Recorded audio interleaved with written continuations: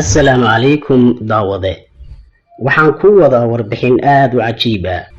oo aad u malayn doonto in laga hadlayo mid ka mid ah filimada khiyaaliga ah ee Hollywood. Balse waxa filan waa kugu noqon doonta marka aan hoos ugu sii dhaadhacno baaritaanada la yaabka leh ee ay taariikhyahannadu ka qoreen makhluuqaad aanad weligaa maqal oo jiritaanka ibnu aadamka hortii dhulka deganaan jiray, kuwaas oo lahaa sifooyin iyo muuqaallo cabsi leh, kala duwanaa jinka iyo insigaba. hase ahaatee tan iyo bilowgii taariikhda dhammaanteen waxa aynu aaminsannahay in qofkii ugu horreeyey ee cagta saara dhulku uu ahaa aabaheen aadam calayhi salaam. balse taariikhyahannada islaamka waxa ay xuseen in jinku aadamaha hortii dhulka deganaan jiray. waxaase isweydiintu tahay, ma jireen makhluuqaad kale oo nebi aadam hortii dhulka ku dhaqanaa oo aan ahayn jinka? si kasta oo ay tahayba daawade, waxa aynu warbixinteennan kaga hadli doonaa makhluuqaad lagu magacaabo AL-XINN IYO AL-BINN oo ay taariikhyahannada islaamka qaarkood ku sheegeen kutubtooda, innaga oo jawaab u raadin doona cidda ay ahaayeen iyo halka ay ku qarsoomeen haddiiba ay jireen.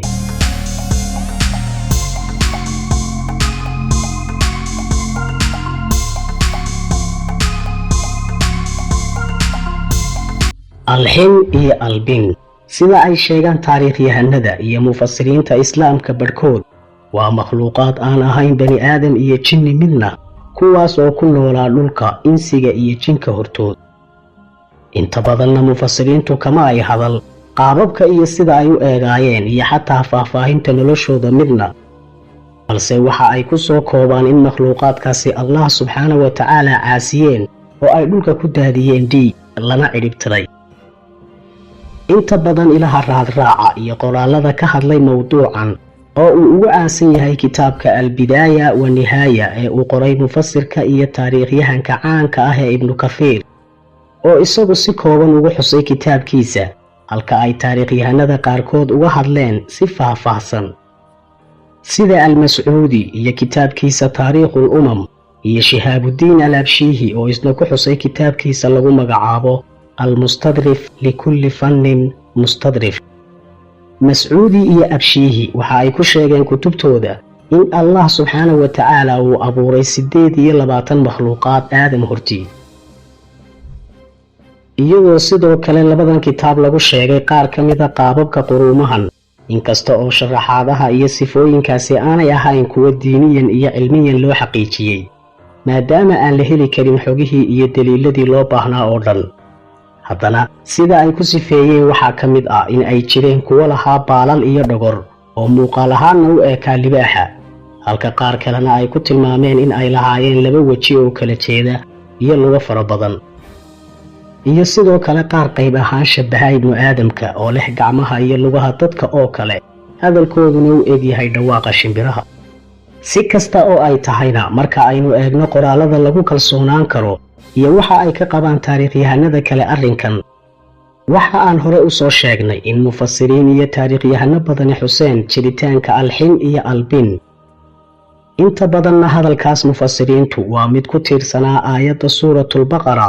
oo allah subxaanahu wa tacaala ku leeyahay bismillaahi araxmaani araxiim waid qaala rabbuka lilmalaa'ikati innii jaacilun fi lardi khaliifa قالوا أتجعل فيها من يفسد فيها ويسفك الدماء ونحن نسبح بحمدك ونقدس لك قال إني أعلم ما لا تعلمون. waxaad xustaa waqtigii uu rabbigaa ku yidhi isaga oo malaa'igta la hadlaya, waxaan arlada u samaynayaa mid dhaxla oo u hadha, oo ay yidhaahdeen waxaad ka yeeli cid fasaadisa oo ku daadisa dhiig, annaguna ku tasbiixsanayna mahaddaada oo ku weynaynayna. oo uu allah ugu jawaabay, waxaan ogahay wax aydaan ogeyn. haddaba iyaga oo mufasiriintu dul istaagaya hadalka allah ee ah khaliif baan u samayn doonaa dhulka, ayaa waxa ay qaarkood leeyihiin ereyga khaliif micnihiisu waa marka ay cidi ka dhaxlayso maamulka cid kale. haddaba nebi aadam calayhi salaam oo ay dhammaan diimaha samaawiga ahi isku waafaqsan yihiin in uu ahaa dadka kii ugu horreeyey ee la abuuro iyo kii ugu horreeyey ee dhulka dega, waxa ay leeyihiin waxaa jira ummado dhulka deganaa hortii oo uu khaliif u yahay dhaxlaya. haddaba ummadahani waa ayo? inta badan mufasariinta ayaa qaba aragtida ah in ay ahaayeen jinka oo ay dhulka isku dileen fasaadna ka geysteen,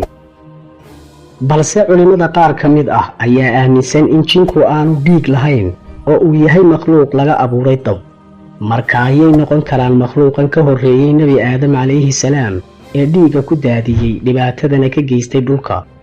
halkaas ayaa waxaa culimada qaar uga soo baxay fikradan ah jiritaanka makhluuqaad kale oo dhiig leh oo ka horreeyey jinka iyo aadamahaba. si kasta ha noqoto ee qayb kale oo ka mida mufasiriinta ayaa diiday fikirkan, maadaama oo aan si cad loogu sheegin qur-aanka kariimka ah ama axaadiista rasuulka sallallahu calayhi wasallam. sida uu ibnu cashuur ku sheegay kitaabkiisana, sheekada makhluuqaadyadan waxaa laga yaabaa in ay ka soo farcantay khuraafaadiyadii reer Faaris iyo Giriiga. sababta oo ah reer Furus waxay aaminsanaayeen in uu jiro makhluuqaad ay ku magacaabi jireen addan iyo arrum, halka Giriigu sheegi jireen makhluuq khuraafaad ah oo ay ugu yeedhi jireen titaan. bal haddaba haddii aragtiyaha dhanka diintu ay sidaas yihiin, waa maxay talow iyana fikradda sayniska iyo cilmigu ay ka qabaan mawduucan? dabcan marka laga eego xagga cilmiga, al-XINN iyo al-BINN laguma sheegin tixraac keliya oo cilmi ah. hase ahaatee waxaa jira in saynisyahanadu ay magacyo saynis ah u bixiyaan wixii cilmi baadhis ah ee qadiimi ah ee ay helaan, ee aanay ugu yeedhin magacyadii hore ee loo yaqaanay. balse waxa dood kale abuuraya ayaa ah sida lagu soo tabinayo barnaamijkan dokumentariga ah ee laga sii daayay BBC News, kaas oo sheegaya in koox cilmi baadhayaal ahi ay daahfureen laf u eg daanka ibnu aadamka oo taariikhdiisu tahay 2.8 milyan oo sanno ka hor, oo laga helay deegaanka canfarta ee dalka Itoobiya sanadkii 1994, iyo daahfur kale oo ka horreeyey oo 1974 laga helay isla gobolkaas hadhaaga lafa u eg ibnu aadamka, kaas oo isna da'diisu gaadhayso 3.2 milyan oo sanno. waxaa la og yahay cilmi ahaan in muddada ay saynisyahanadu ku qiyaasaan soo ifbixitaanka aadanaha ay u dhaxayso 400,000 oo sanno ilaa 500,000 oo sanno. marka laga hadlayo dhinaca diinteenna, iyaga oo ku kala duwan mufasiriintu waxa ay ku qiyaasaan muddo aad uga yar muddadaas sayniska, iyaga oo ka qiyaas qaadanaya isku geynta da'da ambiyada iyo sannadaha u dhaxeeyey nebiyada laga soo bilaabo nebi aadam calayhi salaam ilaa nebigeennii ugu dambeeyey ee Muxamed calayhi salaam, halka culimo kalena ku cabiraan in ay tahay waxyaabaha qaybka ah ee aan la ogaan karin. dabcan suurtagal ma aha in la ogaado da'da saxda ah ee ay ibni aadamku ku noolaayeen dhulka, lamana xaqiijin karo. laakiin haddii saynisku ku go'aamiyey da'da bani-aadamka qiyaastii 500,000 oo sanno, mufasiriintuna ay intaas kaba sii yareeyeen, haddaba aynu isweydiinno, hadhaaga lafahan la helay ee 3 milyan kor u dhaafay, jinsigee ayay ka soo hadheen? suurtagal ma tahay in ay yihiin hadhaagii al-XINN iyo al-BINN? qofna ma sheegi karo middaas. ugu dambayntiina aynu eegno sidii ay ku dabar go'een, waa haddiiba aan ka soo qaadno in ummadahani ay ku noolaan jireen dhulka. halkaasna waxaa jira 2 aragtiyood. mid uu mufasirka islaamiga ah ee Ibnu Katheer ku xusay kitaabkiisa oo sheegaysa in Ilaahay subxaanahu wa tacaala uu jinka ku salliday kadib markii ay Allah caasiyeen oo ay dhiig ku daadiyeen arlada. sidaa awgeedna dagaal weyn oo dhex maray jinka oo hal dhinac ah iyo al-XINN wal-BINN oo dhinaca kale ah uu jinku ku adkaaday kuna dabar jaray ummadahaas. halka aragtida kale oo aan lagu kalsoonaan karin ay sheegayso in al-XINN wal-BINN ay yihiin isla qoomka Yaajuuj iyo Maajuuj, isla markaana ay u qaxeen buuraha lagu magacaabo Qawqas kadib markii ay ka adkaadeen jinku, iyaga oo dib u soo baxay ama dib u soo laabtay kadib markii ay ibnu aadamku soo degeen arlada oo ay laayeen qabiilooyin ka mid ah dadka,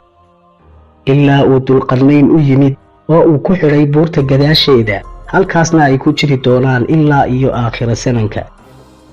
haddaba marka aynu soo maqalnay sheekooyinka iyo macluumaadkaas aan inta badan la hubin, oo labada xaaladoodba yihiin kuwo la yaab leh iyo sheekooyin mala awaal u dhow, su-aasha ugu muhiimsan ayaa ah, run ahaantii ummado hore miyaa jiray oo bani-aadamka hortii ku noolaa dhulkan? wax war ah oo aynu ka haynaa ma jirto yaase og xaqiiqadu waxa ay tahay suurtagal ma tahay in ay weli inaguna nool yihiinba meerahan dhulka ama ma laga yaabaa in ay meerayaasha kaleba ku dhaqan yihiin allah subxaanahu wa tacaala ayuunbaa keligii og xaqiiqadu waxa ay tahay